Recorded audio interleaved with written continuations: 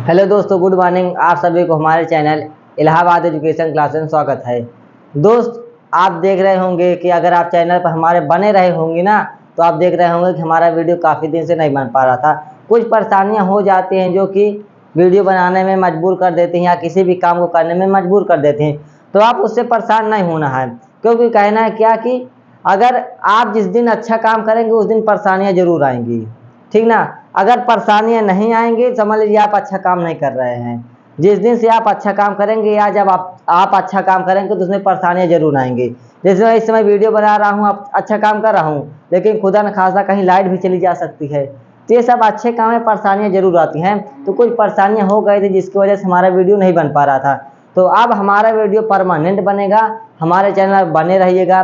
लेकिन फिर भी हम लोग बीच बीच में आप लोगों को नोटिफिकेशन दे रहे थे यूट्यूब के माध्यम से, टेलीग्राम के माध्यम से। और हमारे पास इस बीच फ़ोन भी बहुत दूर दूर से आए हैं। वाराणसी से आए हैं और झांसी से आए हैं। एक दिन तो फिजिक्स वाले टीम ने हमारे पास फ़ोन कर दिया था सी सर के पास कि सर हमें मैथ पढ़ाना है। आपको क्या मैथ पढ़ाने के लिए बुला रहे थे लखनऊ में, कह रहे थे वहाँ आ जाइए आपको मैथ पढ़ाना। फिजिक्स वाला समझ लीजिए फ़ोन कर रहा है। उन्होंने बताया कि फिजिक्स वाले की तरफ से आपको बुलाया गया है कि आप लोग आके आप मैथ पढ़ा सकते हैं आके। लेकिन असीस सर ने ना ही कर दिया था, वो नहीं गए। तो इतने दूर दूर से फ़ोन आते हैं सिर्फ किस लिए, पढ़ाने के लिए। और दूर दूर से फ़ोन आते हैं सजेशन लेने के लिए कि सर मैं एमए कर रहा हूँ, कौन से सब्जेक्ट से करूँ, क्या करूँ, आपके चैनल पर क्या क्या चलता है टॉपिक। ये सब ढेर सारे फ़ोन आते रहते हैं, ठीक है ना। तो इसलिए आप लोग इधर उधर ना भटकिएगा, एक चैनल पर लग करके पढ़ाई कीजिएगा। तो दोस्त आते हैं अपने टॉपिक पर। मैंने जो आपको पढ़ाया था कक्षा 10 में, वो मैंने पढ़ाया था अलंकार। क्या पढ़ाया था? अलंकार पढ़ा था। और कक्षा 9 में मैंने सिलेबस भर बता दिया था, बस हो गया। तो मैं आज अगला टॉपिक लेकर के आया हूँ, जिस टॉपिक का नाम है रस। क्या नाम है? रस।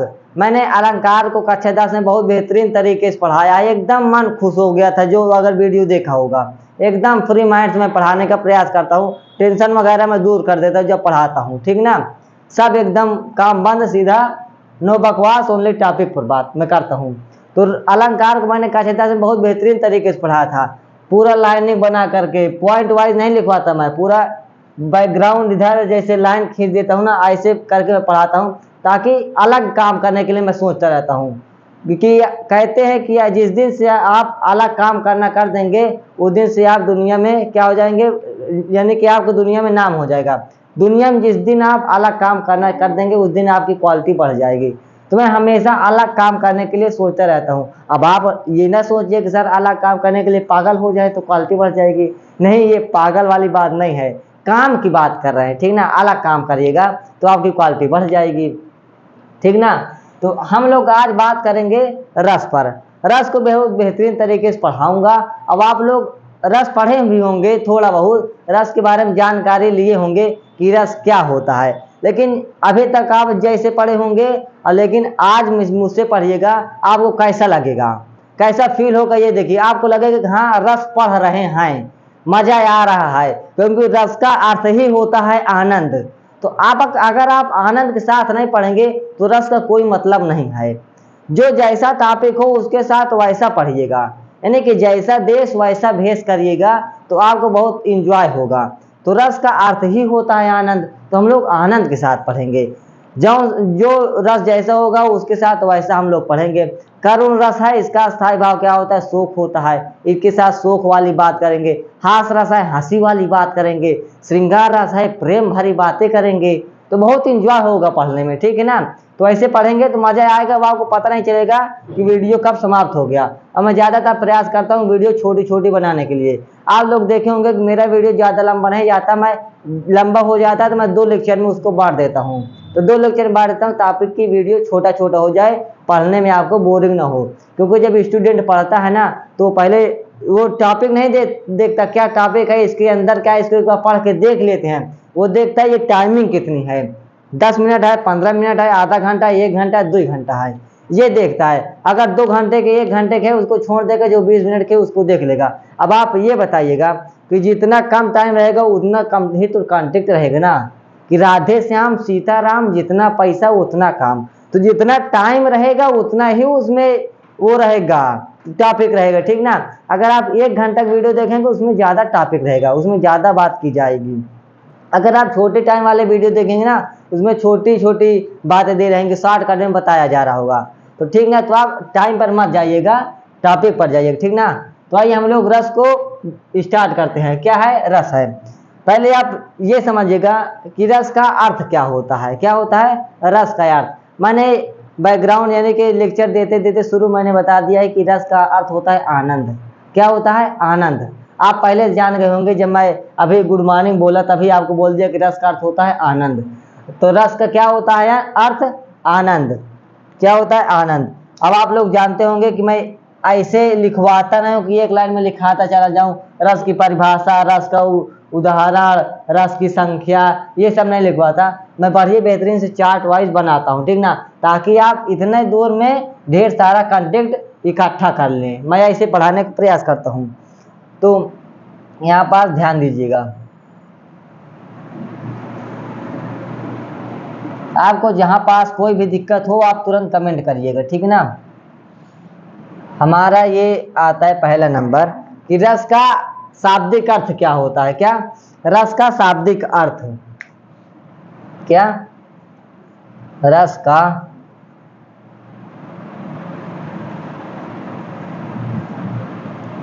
का शाब्दिक अर्थ। रस का शाब्दिक अर्थ क्या होता है? आनंद। क्या होता है? आनंद। आनंद कह दीजिए, चाहे आनंद की अनुभूति कह दीजिए, बोथ आर सेम, ठीक ना। अब उसके बाद हम ये देखेंगे कि रस के पितामह यानी कि रस के प्रवर्तक या रस के पिता किसे माना जाता है। तो रस के क्या? पितामह। रस के पितामह। रस के पितामह कौन है? आचार्य भरत मुनि।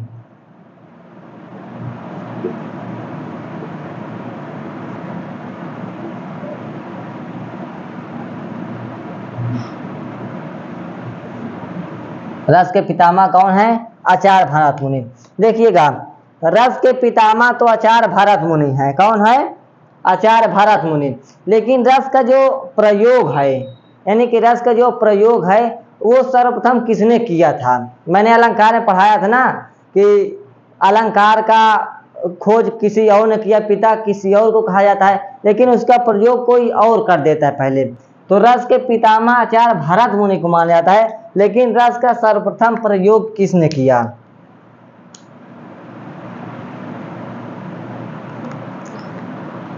सर्वप्रथम प्रयोग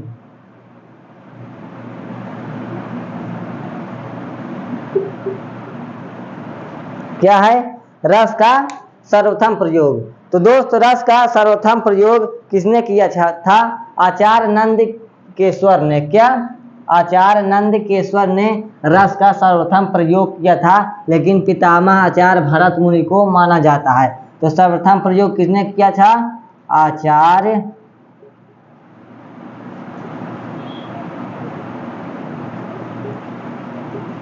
नंदकेश्वर। आचार्य नंदकेश्वर ने रस का सर्वप्रथम प्रयोग किया था। किसने किया था? आचार्य नंदकेश्वर ने। अब आप एक इंपॉर्टेंट बात और सुनिएगा। अब आप एक सूत्र सुने होंगे, ठीक ना। वो सूत्र क्या है? विभावानुभाव व्यभिचारे संयोगा दृश्य निष्पत्ति ही। क्या? विभावानुभाव व्यभिचारे संयोगा दृश्य निष्पत्ति। ये सूत्र आप लोग जानते हैं, लेकिन ये सूत्र नहीं जानते कि ये आया कहाँ से है। ये भी तो जानना जरूरी है ना, ये सूत्र आया कहाँ से है। तो मैं पूरी डिटेल में बात करूंगा, ये सूत्र कहाँ से आया है और किसके द्वारा लाया गया है, ठीक ना। तो पहले ये बताता हूँ कि ये जो सूत्र है ना, इसको आचार्य भरत मुनि ने लाया है। क्या? आचार्य भरत मुनि के अनुसार ये सूत्र लाया गया है, लेकिन ये लाया कहाँ से गया है, मैं ये बताने का प्रयास करता हूँ। देखिएगा, आचार्य भरत मुनि का ना एक प्रसिद्ध ग्रंथ है। क्या? आचार्य भरत मुनि का एक प्रसिद्ध ग्रंथ है, उस ग्रंथ का नाम है नाट्य शास्त्र। क्या नाम है? नाट्य शास्त्र। प्रसिद्ध ग्रंथ है नाट्य शास्त्र। उस नाट्य शास्त्र ग्रंथ में आचार्य भरत मुनि ने चारों वेदों को समावेश कर दिया, यानी कि मिला दिया। वेद कितने होते हैं? 4। अब आप यहाँ से मेरी आवाज से, मेरे इस टॉपिक से एक क्वेश्चन आप ले सकते हैं कि वेद कितने होते हैं? 4। कौन कौन? ऋग्वेद, आयुर्वेद, सामवेद, अथर्ववेद। कितने वेद होते हैं? 4। तो जो नाट्यशास्त्र ग्रंथ है ना, उसमें आचार्य भरत मुनि ने चारों ग्रंथों को समावेश कर दिया, यानी कि मिला दिया। तो इसलिए इस ग्रंथ को भी क्या पंचम वेद कहा जाता है। इस जो वेद मिला दिए ना, इस वेदों को पंचम वेद कहा जाता है। क्या कह दिया? पंचम वेद कह दिया। तो ये जो आचार्य भरत मुनि का नाट्यशास्त्र ग्रंथ है ना, इसमें एक सूत्र लिखा गया था। क्या? इसी नाट्यशास्त्र ग्रंथ में एक सूत्र लिखा गया था। वो सूत्र क्या है? विभावानुभाव संयोगा दृश्य निष्पत्ति। क्या? विभावानुभाव व्यभिचारे संयोगा दृश्य निष्पत्ति। ये क्या है? रस सूत्र है, यानी कि विभाव, अनुभाव तथा व्यभिचारी भाव के संयोग से रस की उत्पत्ति होती है। क्या होती है? रस की उत्पत्ति होती है। तो यहाँ पास से आप लिख लीजिएगा, क्या? रस सूत्र। क्या लिखिएगा? रस सूत्र।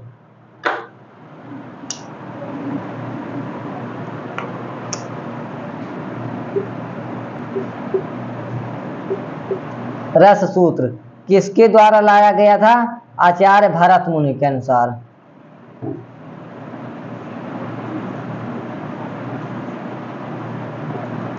आचार्य भरत मुनि के अनुसार लाया गया था। अब वो सूत्र है क्या? मैं ये बता देता हूँ। वो सूत्र क्या था? विभावानुभाव व्यभिचारी संयोगा दृश्य निष्पत्ति। क्या? मैं इसको यहाँ से लिख रहा हूँ क्योंकि ये जो सूत्र है ना, इसमें में नहीं आ पाएगा, तो इसलिए मैं यहाँ से लिख रहा हूँ, ठीक ना। यहाँ से क्या है? विभावानुभाव व्यभिचारी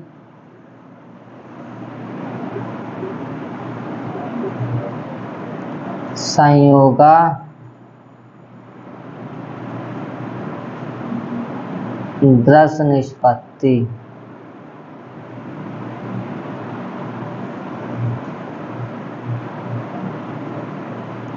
विभावानुभाव व्यभिचारी संयोगा दृश्य निष्पत्ति। ये क्या है? रस सूत्र है। इसी रस सूत्र से हमारे रस की एक परिभाषा बन जाती है। वो परिभाषा क्या हो जाती है कि विभाव, अनुभाव तथा व्यभिचारी भाव।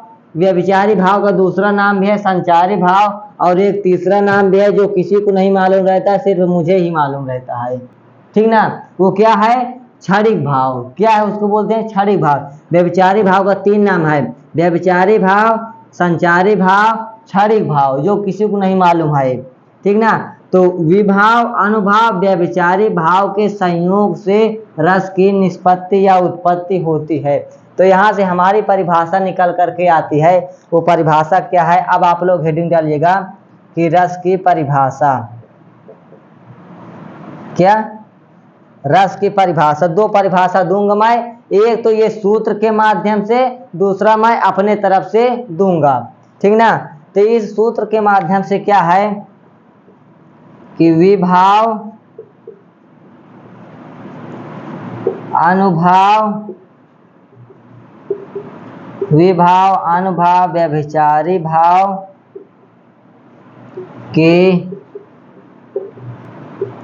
संयोग से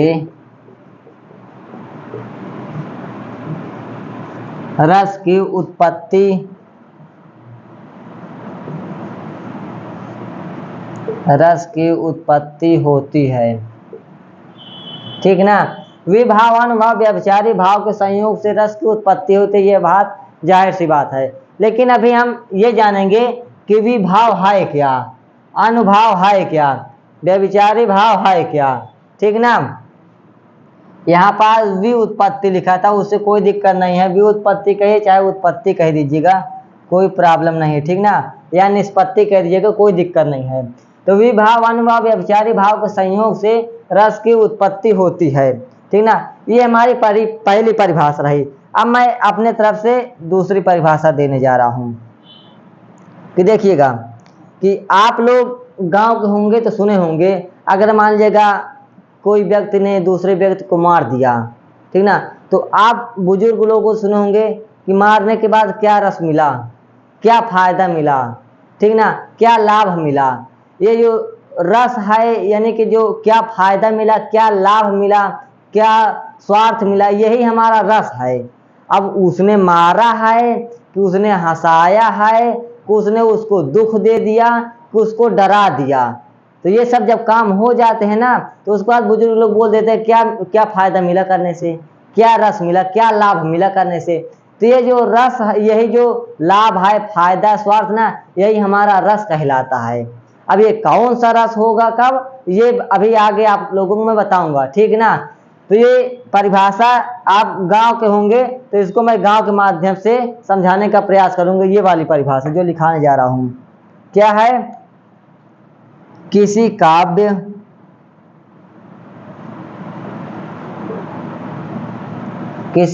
को पढ़ने,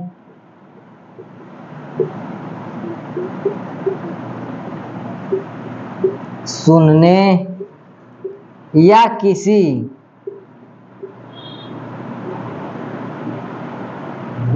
किसी दृश्य को देखने से हमारे कह दीजिए या तो आश्रय कह दीजिए। फिलहाल अभी आप आश्रय नहीं समझ पाएंगे इसलिए मैंने हमारे लिख दिया। हमारे हृदय में जो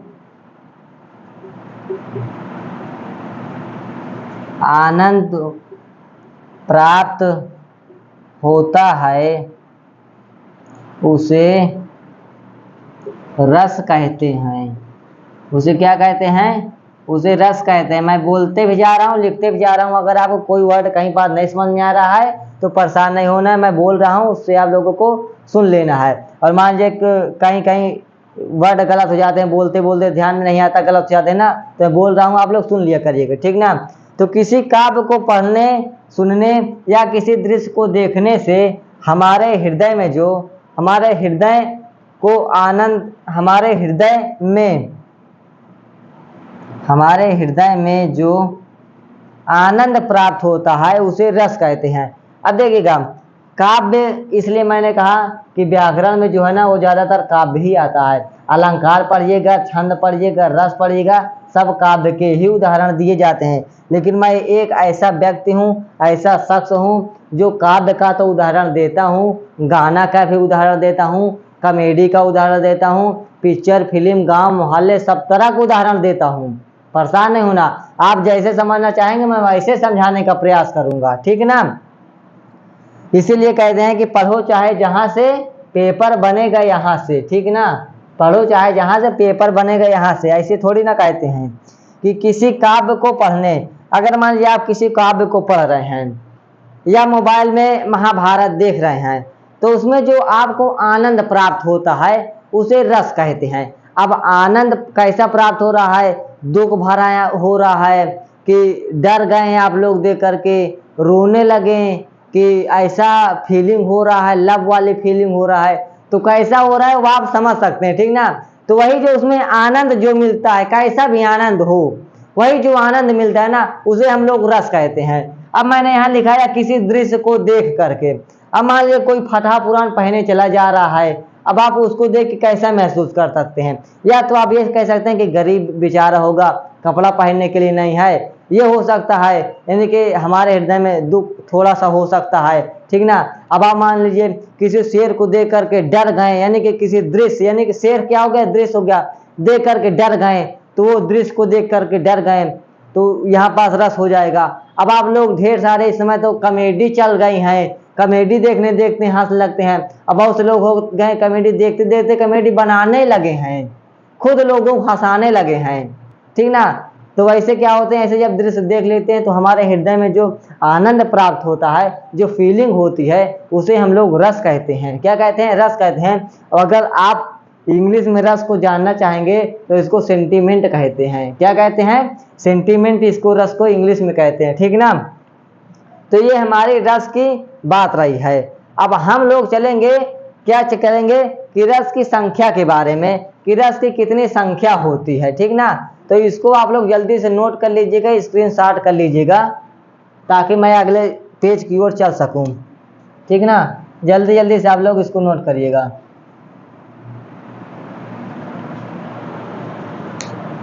नोट हो गया हो तो मैं अब आगे की ओर बढ़ रहा हूं।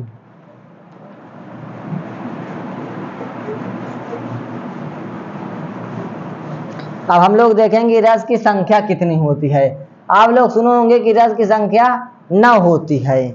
दोस्तों रस की संख्या 9 नहीं, बहुत होती है, लेकिन 9 कैसे है, 10 कैसे है, 8 कैसे है, ये सब मैं आप लोगों को बताऊंगा, ठीक ना। लेकिन कुल महत्वपूर्ण जो है ना रस की संख्या होती है वो 9 ही होती है। कितनी होती है? 9 ही होती है। कुछ विद्वान लोग और इसमें एक का रस ला के जोड़ देते हैं ना, तो रस की संख्या बढ़ जाती है। क्या हो जाती है? रस की संख्या बढ़ जाती है। तो यहाँ पास आप हेडिंग डालिएगा,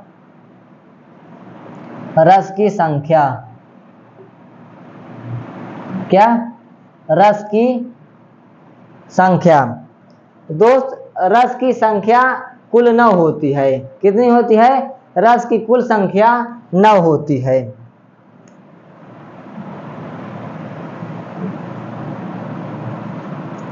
मैं इसी तरह बनाऊंगा और इसी तरह पढ़ाऊंगा, ना कि पॉइंट वाइज लिखाते चलो। आप लोग एक फिगर बनाइए, उसको देखिए, पूरा कंटेंट दिमाग में रखिएगा, फिगर को बस पूरा समाप्त व्याकरण। इसी तरह मैं पढ़ाता हूं ताकि आप लोगों को रटने में दिक्कत न हो। अब आप इतना देख लेंगे तो 1-2 नंबर का आपको मिल जाएगा।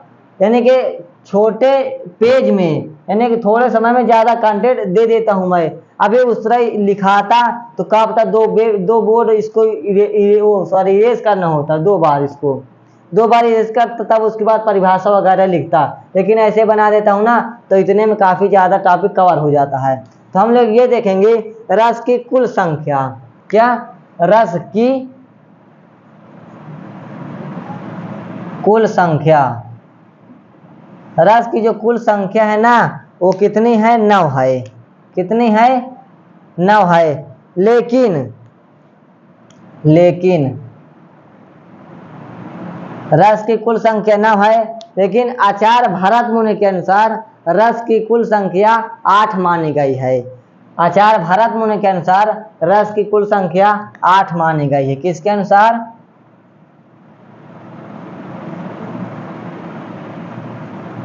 आचार्य भरत मुनि के अनुसार रस की संख्या। आचार्य भरत मुनि के अनुसार रस की संख्या कितनी मानी गई है? 8 मानी गई है। कितनी मानी गई है? 8 मानी गई है। कुछ ऐसे विद्वान उपद्रव थे जिन्होंने अपना अपना एक रस ला करके और इसमें जोड़ दिया था, तो 11 बढ़ा दिए थे। लेकिन आपसे अगर कोई पूछे कि रस की कुल कितनी संख्या होती है, तो आपको 9 बताना है। अगर आपसे पेपर पूछ ले आचार्य भरत मुनि के अनुसार रस की कितनी संख्या है, तो 8 बताना है, ठीक ना। और उसके बाद मेन बात यह है, जो इसको कोई नहीं बताता, ठीक ना, सिर्फ मैं ही बता देता हूं। एक हमारे क्या है? आचार्य हैं। क्या है? एक हमारे आचार्य हैं जिसका नाम है आचार्य उद्भट। क्या नाम है? आचार्य उद्भट ने शांत रस को 9वां रस माना है। क्या? आचार्य उद्भट ने शांत रस को 9वां रस माना है। आचार्य भरत मुनि ने तो 8 ही माना था, लेकिन आचार्य उद्भट जो थे ना, उन्होंने शांत रस एक और इसमें लाके डाल दिया, तो जिससे रसों की संख्या कितनी हो गई? 9 हो गई। तो यहाँ पास आप लोग लिखेंगे कि आचार्य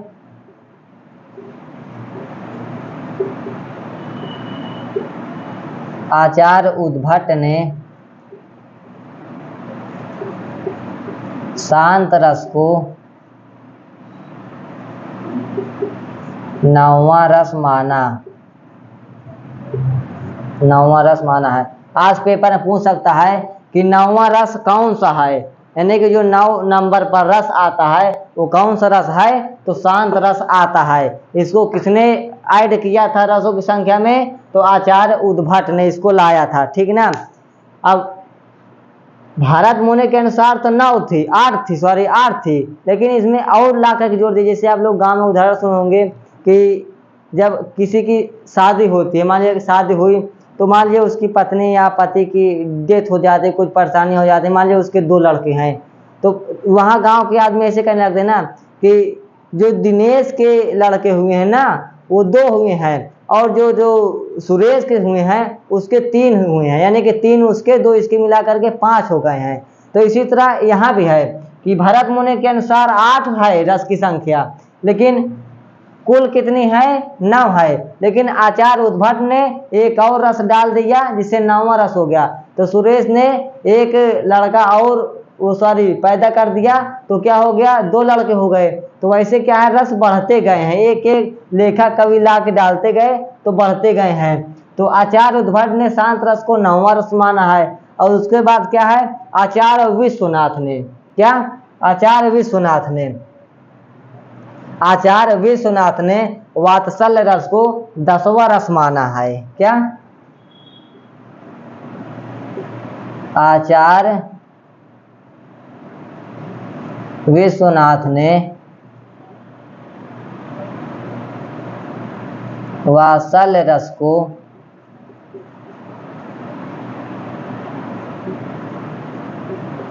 10वां रस माना है। फिर इसी प्रकार एक और आता है हमारा, ये यहाँ नहीं आ पाएगा, इसको मैं थोड़ा नीचे लाइन खींच रहा हूँ, ये यहाँ। फिर इसी प्रकार हमारा आता है आचार्य रूप गोस्वामी। क्या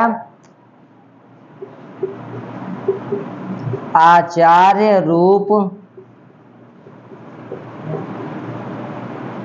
गोस्वामी ने भक्ति रस को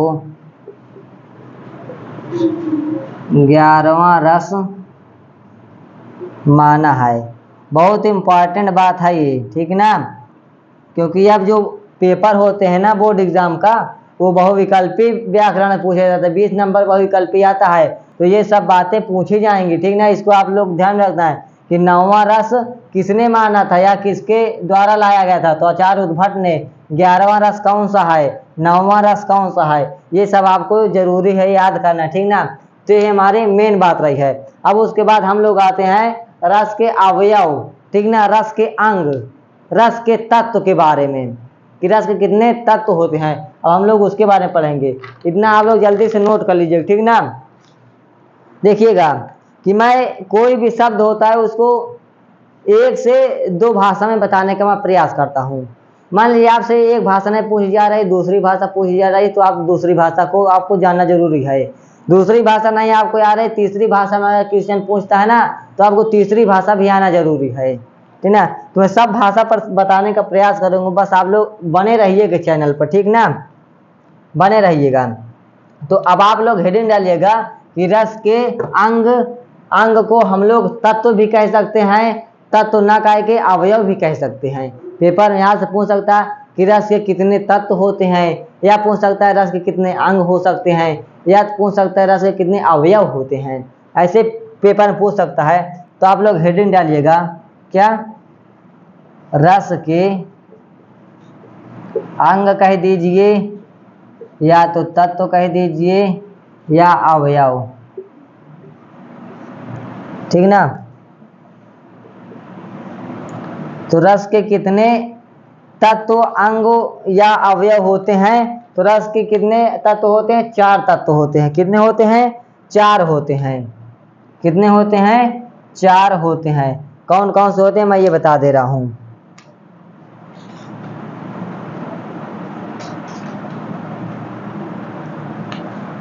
ठीक ना, कितने तत्व होते हैं, 4 होते हैं। पहला होता है अस्थाई भाव, अस्थाई भाव। दूसरा होता है विभाव, और तीसरा क्या होता है, अनुभाव, और चौथा क्या होता है हमारा, संचारी भाव या व्यभिचारी भाव, या कह दीजिएगा क्षणिक भाव। क्षणिक भाव इसको क्यों कहते हैं मैं ये थोड़ा बता देता हूँ। क्षणिक भाव इसको इसलिए कहते हैं कि ये जो संचारी भाव या व्यभिचारी भाव या क्षणिक भाव ये इसलिए कहते हैं कि ये थोड़े ही क्षण के लिए होता है, ठीक ना, ये थोड़े ही क्षण के लिए होता है और उसके बाद समाप्त हो जाता है, इसलिए इसको क्षणिक भाव कहते हैं। आदमी को, इंसान को पता ही नहीं चलता कब आया कब चला गया। जैसे कि आप लोग देखे होंगे कि ये कान से सुना, ये कान से तुरंत उड़ा दिया, तो कुछ क्षण के लिए ऐसी बातें होती हैं, ऐसी चीजें होती हैं जो कुछ क्षण के लिए याद रहता है, उसके बाद भूल जाते हैं। और कुछ बातें ऐसी होती हैं जो कि बहुत दिन तक याद रहती हैं, ठीक ना, ऐसे होता है। तो क्या है, क्षणिक भाव, व्यभिचारी भाव या संचारी भाव। अब आप लोग हेडिंग डालिएगा कि अस्थाई भाव। क्या डालिएगा, अस्थाई भाव। मैं इसको इरेज कर रहा हूं, ठीक ना, आप लोग हेडिंग डालिएगा अस्थाई भाव। आप साथ साथ लिखते चलिएगा या स्क्रीनशॉट लेते चलिएगा, ठीक ना, ताकि आपको दिक्कत ना हो सके।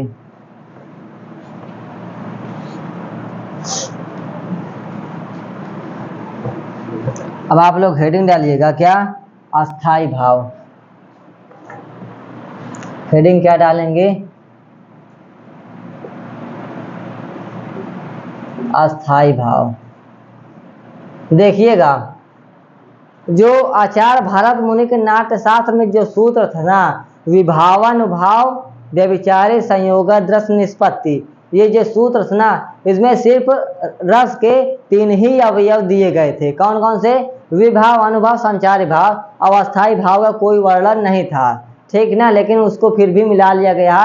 तो इस प्रकार से रस के कितने अवयव हो गए थे, 4। अगर आपसे पूछता है कि आचार्य भरत मुनि के नाट्य शास्त्र में जो रस के कितने अवयव हैं या कितने अंग हैं, तो आपको कितने बताना है, 3 बताना है। कौन कौन, विभाव, अनुभाव, व्यभिचारी भाव, ठीक ना, ये 3 बताने हैं आप लोगों को। अब आप लोग लिखिएगा, हेडिंग डालिएगा अस्थाई भाव, ठीक ना। अस्थाई भाव पहले हम लोग परिभाषा जान लेते हैं, ठीक ना। क्या परिभाषा,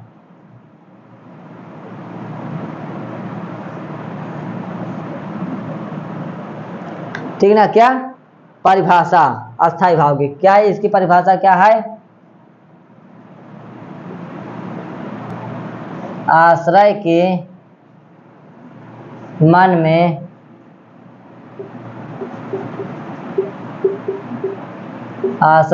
में उपस्थित ऐसा भाव, आश्रय के मन में उपस्थित ऐसा भाव जो सुप्त अवस्था में विद्यमान रहता है,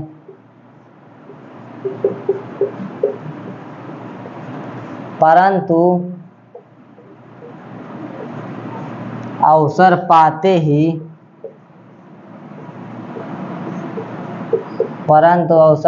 ही जागृत हो जाता है,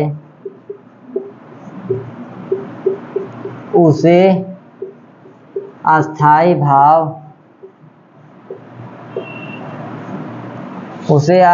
भाव कहते हैं।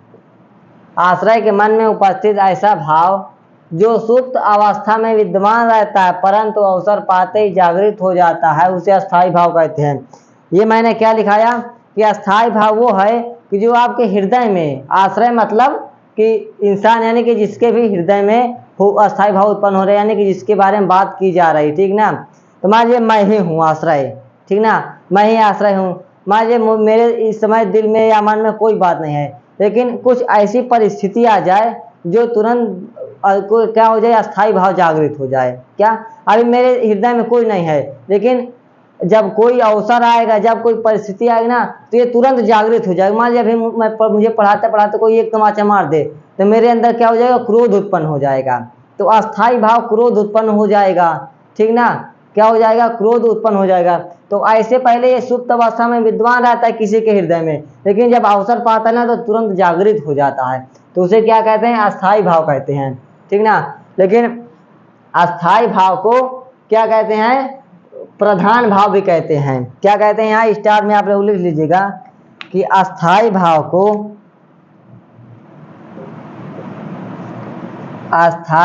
को प्रधान भाव भी कहते हैं। इसे क्षणिक भाव, क्षणिक भाव को संचारी भाव या व्यभिचारी भाव समझिए, ठीक ना। इसे क्षणिक भाव का मित्र भी, इसे क्षणिक भाव का मित्र भी कहा जाता है। ये बहुत इंपॉर्टेंट बात है, ठीक ना, इसको आप ले लीजिएगा। अब हम लोग ये देखेंगे कि अस्थाई भाव की क्या कुल संख्या कितनी है। क्या अस्थाई भाव की कुल संख्या जो मैंने बताया था, कितनी संख्या है, 9 है। कितनी संख्या है, 9 है। अब उसके बारे में हम लोग जानेंगे बारी बारी से, ठीक ना। कितनी संख्या है, 9 है। अब मैं इसको इरेज कर रहा हूँ, ठीक ना, जल्दी से मैं इसको इरेज कर रहा हूँ। अब आप लोग हेडिंग डालिएगा अस्थाई भाव की संख्या। जब मैं हटा करूँ यहाँ पास से, तो आप लोग स्क्रीनशॉट तुरंत ले लिया करिएगा। मैं इसीलिए हट जाता हूँ ताकि आप लोग जल्दी से लिख लें, वीडियो पॉज कर दें, यानी कि स्टॉप कर दें वहीं पास। अब आप लोग लिख लें या तो स्क्रीनशॉट ले लें, ठीक ना। अब आप लोग हेडिंग डालिएगा अस्थाई भाव की संख्या। अस्थाई भाव की संख्या मैंने कितने बताए आपको, 9 बताए हैं, ठीक ना। वो कौन कौन से हैं, अब आप लोग यहाँ जल्दी जल्दी से लिखिएगा। पहला आता है हमारा श्रृंगार रस, दूसरा आता है करुण, मैं रस नहीं लिख रहा हूँ, आप लोग समझिए, ठीक ना, करुण रस। उसके बाद क्या आता है, वीर रस, हास रस, भयानक रस। उसके बाद क्या आता है, अद्भुत रस,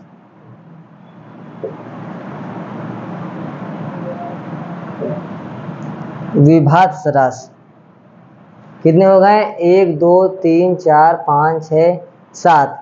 और उसके बाद क्या आता है, श्रृंगार रस, करुण रस, वीर रस, हास रस, भयानक रस, अद्भुत रस, और क्या आता है हमारा, विभत्स रस, ठीक ना। ये कितने हो गए हैं, 3 4 3 7 हो गए। और उसके बाद हमारा और आता है एक शांत रस आता है। क्या आता है हमारा, शांत रस आता है। क्या, शांत, शांत रस। और उसके बाद रौद्र रस। अब आप लोग गिनिएगा कितने हो गए, 1 2 3 4 5 6 7 8 9 हो गए, ठीक ना। अब इसके हम लोग अस्थाई भाव लिख लेते हैं, ठीक ना। इसका अस्थाई भाव क्या होता है सबका, इसका अस्थाई भाव क्या, मैं दो अस्थाई भाव बताऊंगा, एक नहीं बताऊंगा, ठीक ना, लेकिन स्पीड में बताऊंगा। इसका होता है रति या प्रेम, करुण रस का होता है शोक दुख, वीर रस का होता है उत्साह या जोश, हास रस का होता है हास या हंसी, भयानक रस का होता है भय या डर, अद्भुत रस का होता है विस्मय या आश्चर्य, विभत्स रस का होता है घृणा या जुगुप्सा, शांत रस का होता है निर्वेद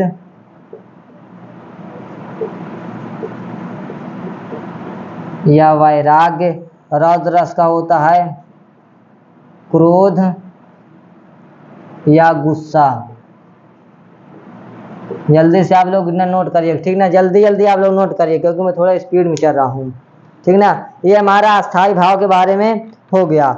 अब आप लोग हेडिंग डालिएगा, क्या है, विभाव। क्या है, विभाव। मैं इधर लिख रहा हूँ, ठीक ना। अब आप लोग हेडिंग डालेंगे, इसको नोट करके यहाँ पास से आप लोग लिखिएगा विभाव क्या होता है। देखिए कि विभाव का जो शाब्दिक अर्थ होता है ना, वो होता है क्या, कारण। शाब्दिक अर्थ, विभाव का शाब्दिक अर्थ क्या होता है, कारण। क्या, कारण। अब इसकी परिभाषा क्या होती है, इसकी परिभाषा क्या होती है कि जिसके कारण आश्रय के मन में अस्थाई भाव जागृत होता है, ठीक ना, जिसके कारण आश्रय के मन में अस्थाई भाव जागृत होता है। जिसके कारण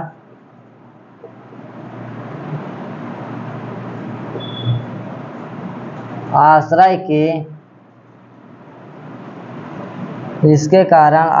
के मन में अस्थाई भाव जागृत होता है, उसे विभाव कहते हैं। उसे क्या कहते हैं? विभाव कहते हैं। मान लीजिए आप कहीं पास जा रहे हैं, आपको एक शेर मिल गया। क्या मिल गया? शेर मिल गया। और आप शेर को देख करके डर गए हैं। क्या?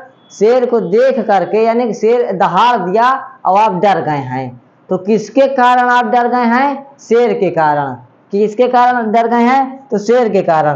तो शेर जो है ना, शेर जो है वही हो जाएगा विभाव। क्या हो जाएगा? शेर जो है ना वो हो जाएगा विभाव। अब दोस्त देखिएगा कि विभाव दो प्रकार का होता है। एक होता है आलंबन, एक होता है उद्दीपन। तो आप यहाँ पास लिखिएगा विभाव दो प्रकार का होता है। विभाव कितने प्रकार का होता है? दो प्रकार का होता है। एक होता है आलंबन, एक होता है उद्दीपन।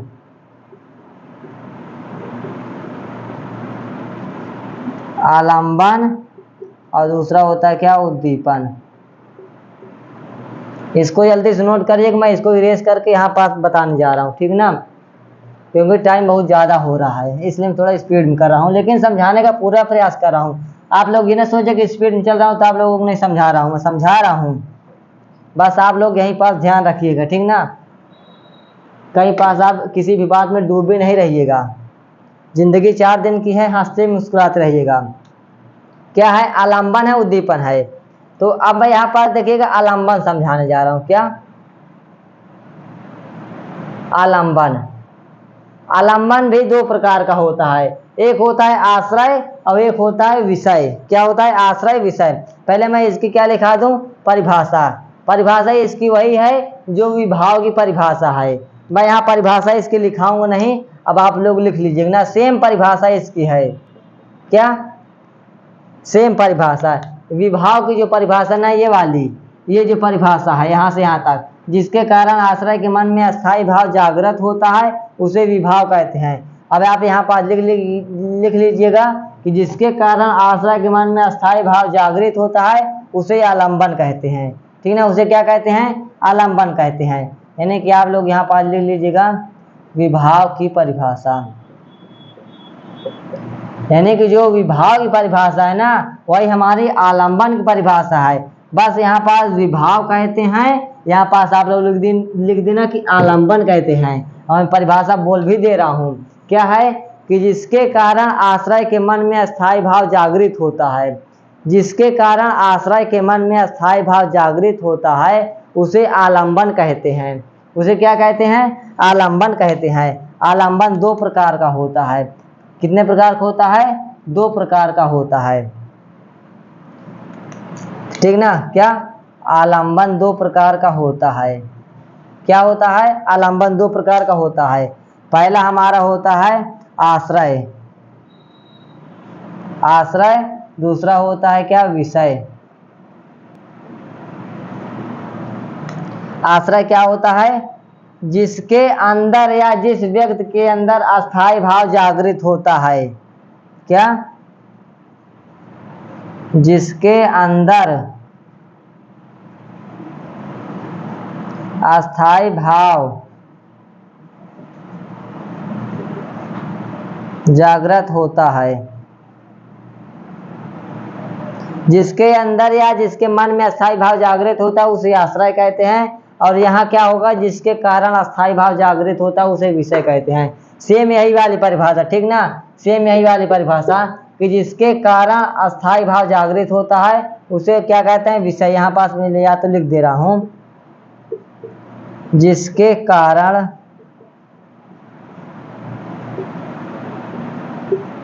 अस्थाई भाव जागृत होता है,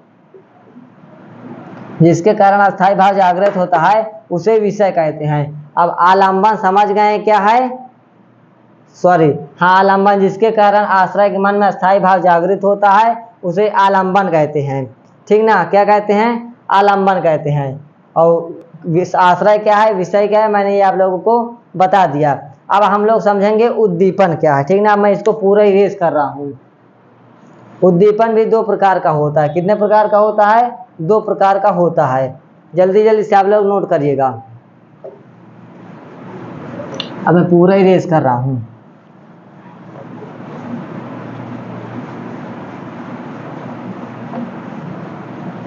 उद्दीपन भी दो प्रकार का हमारा होता है। पहला होता है बाह्य उद्दीपन, दूसरा होता है आंतरिक उद्दीपन। क्या होता है, बाह्य उद्दीपन, आंतरिक उद्दीपन, ठीक ना। उद्दीपन के पहले आप लोग परिभाषा लिखिएगा। इसकी परिभाषा क्या है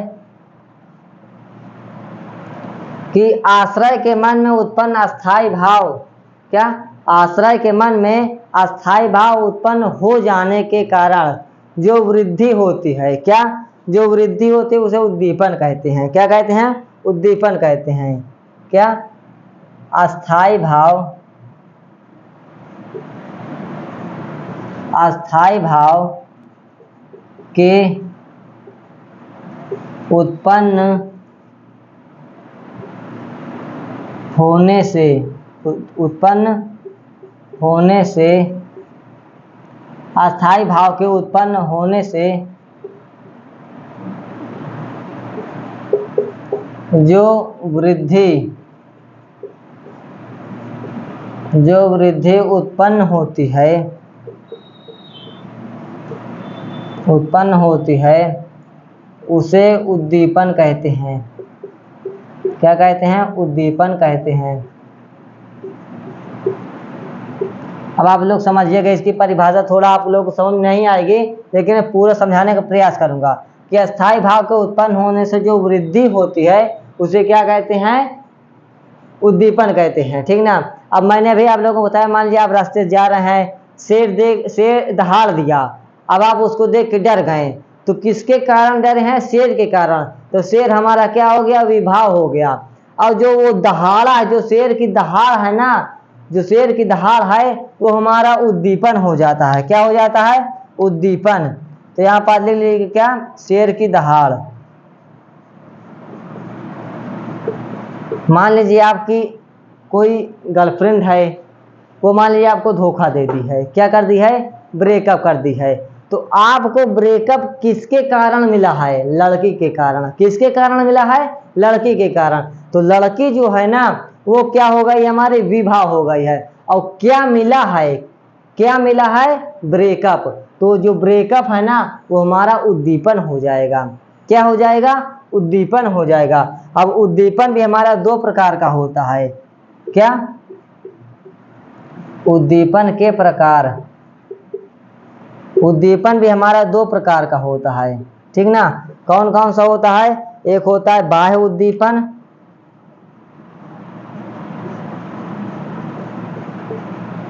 एक होता है बाह्य उद्दीपन, एक होता है आंतरिक उद्दीपन।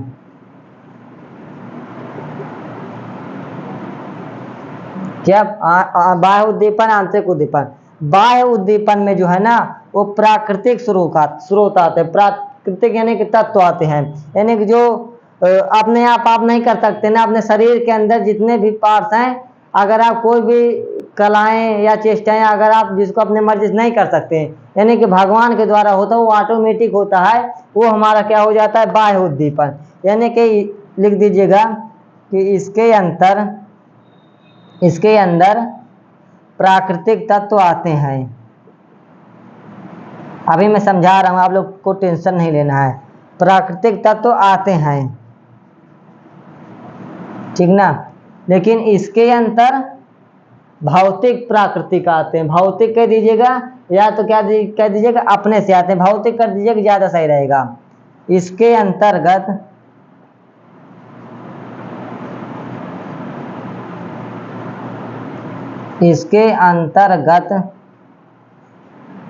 भौतिक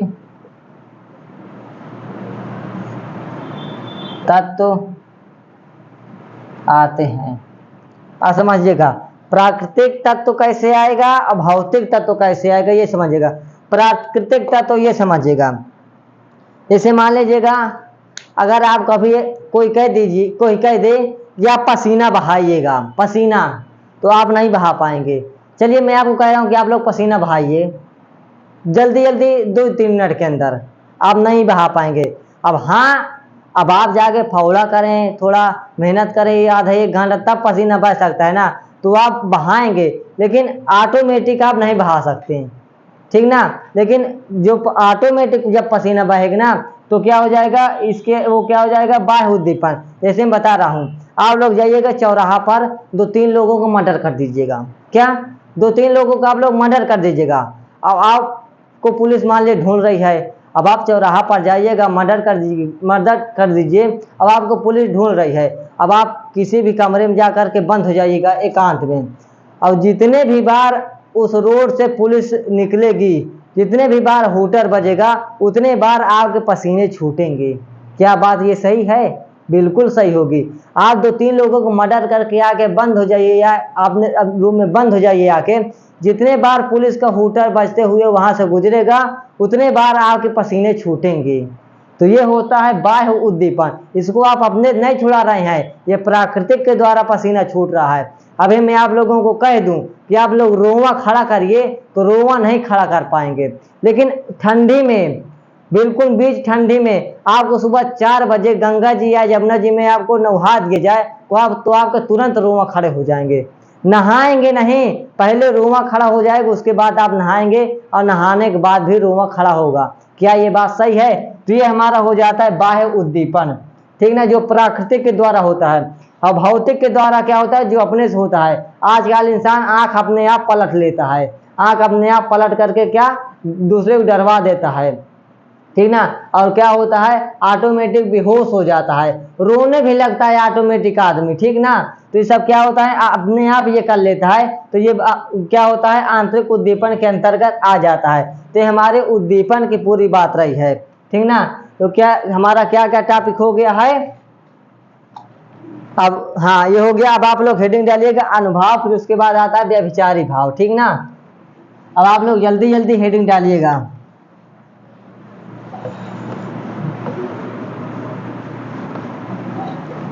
हेडिंग डालिएगा क्या, अनुभव। अनुभव के नाम से ही पता चल रहा है कि अनुभव, क्या अनुभव। आप लोग जल्दी से हेडिंग डालिएगा अनुभव।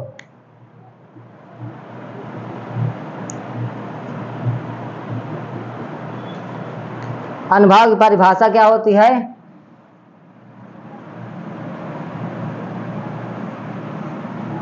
अनुभव की परिभाषा आप लोग देखिएगा कि अस्थायी भाव के उत्पन्न हो जाने पर, अस्थायी भाव के उत्पन्न होने पर आश्रय जो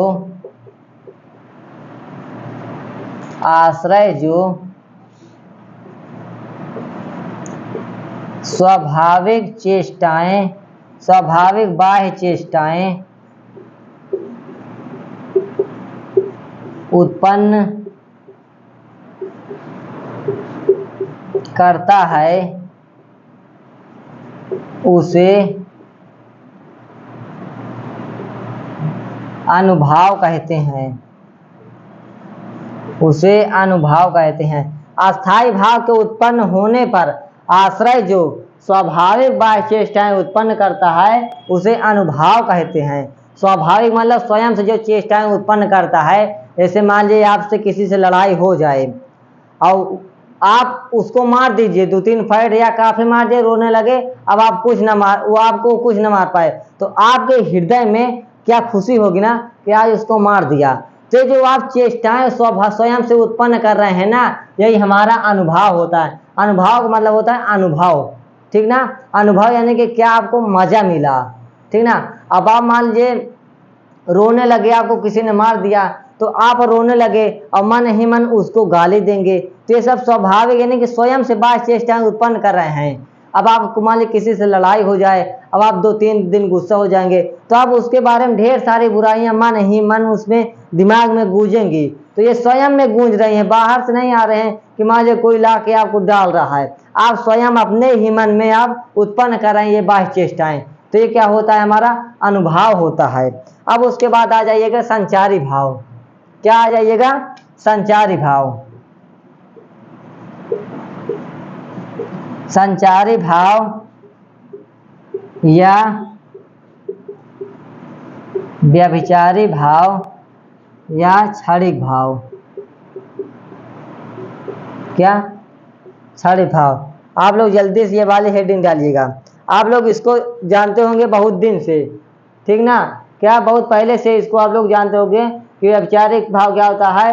ये ऐसा भाव जो पानी के बुलबुले की भांति उत्पन्न होता है और क्या तुरंत ही समाप्त हो जाता है। वह भाव जो पानी के बुलबुले की भांति उत्पन्न होता है, ठीक ना, इसे वह भाव जो पानी के बुलबुले की भांति उत्पन्न होता है। अब आप ये समझिएगा कि पानी का बुलबुला क्या है। पानी का बुलबुला ज़्यादा देर तक नहीं रहता है, थोड़ी देर तक रहता है। आप वर्षा के दिन में देखे होंगे जब पानी बरसता है ना, तो उसमें जब पानी बरसता है थोड़े से वो क्या बूंदे यानी बुलबुला जैसे उठता है, तो ज़्यादा देर तक नहीं रहता, ज़्यादा से ज़्यादा 2 सेकंड या 3 सेकंड तक रहता है, फिर उसके बाद फूट जाता है। फिर उसके बाद पानी बरसता है, फिर दूसरा नया उबलता है, फूटता है, ठीक ना, तो फिर तुरंत फूट जाता है। तो क्या पानी का बुलबुला, वो जो बुलबुला है ना, वो 2 से 3 सेकंड तक रहता है, उसके बाद तुरंत फूट जाता है। तो ये संचारी भाव यही है कि यानी कि जो आप कांड किए हैं, जो आप गाना सुने, जो आप फिल्म देखे हैं, उसमें कुछ ऐसी बातें भी हो रही होंगी या हो रही होंगी या होंगी, तो उसमें ऐसी बातें हो रही होंगी कि जो ज़्यादा देर तक नहीं याद रही होंगी, ठीक ना, यानी कि थोड़े 2-4 मिनट 2-4 सेकंड तक याद रही होंगी, उसके बाद भूल गए होंगे। और कुछ बातें उसमें ऐसी रही होंगी जो कि आपके कभी भी पिक्चर देखने जाएंगे तो पहले वो वाली फीलिंग आपको याद होगी। जैसे आप इंसान कहते हैं ना कि ये वाले कान से सुना, ये वाले कान से उड़ा दिया, तो ये वाले कान से सुना, ये वाले कान से निकालने में कितने देर तक रहता है, थोड़ा टाइम लगता है। तो ये संचारी भाव जो है ना, ये थोड़े टाइम तक ही रहता है, उसके बाद तुरंत समाप्त हो जाता है। अब हमारा अस्थाई भाव क्या है, वो काफी देर तक रहता है, अस्थाई भाव। और संचारी भाव क्या है हमारा, ये थोड़े समय तक रहता है और उसके बाद तुरंत समाप्त हो जाता है। तो इसकी हम लोग परिभाषा क्या लिखेंगे, ये परिभाषा आप लोग देखिएगा। परिभाषा क्या है, आश्रय के मन में संचरित होने वाला वह भाव। क्या, आश्रय के मन में, आश्रय के मन में संचरित होने वाला वह भाव जो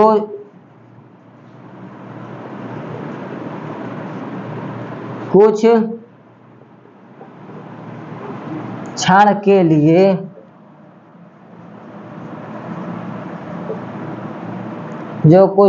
लिए उत्पन्न होता है, उसे क्या कहते हैं, उसे संचारी भाव कहते हैं। अब आप लोग इसको भी समझ लीजिएगा कि वह भाव जो पानी के बुलबुले की भांति उत्पन्न होता है और फिर तुरंत समाप्त हो जाता है, उसे संचारी भाव या व्यभिचारी भाव या क्षणिक भाव भी कहते हैं। क्षणिक भाव मैंने इसलिए बताया क्योंकि ये थोड़े ही क्षण के लिए होता है, फिर तुरंत समाप्त हो जाता है।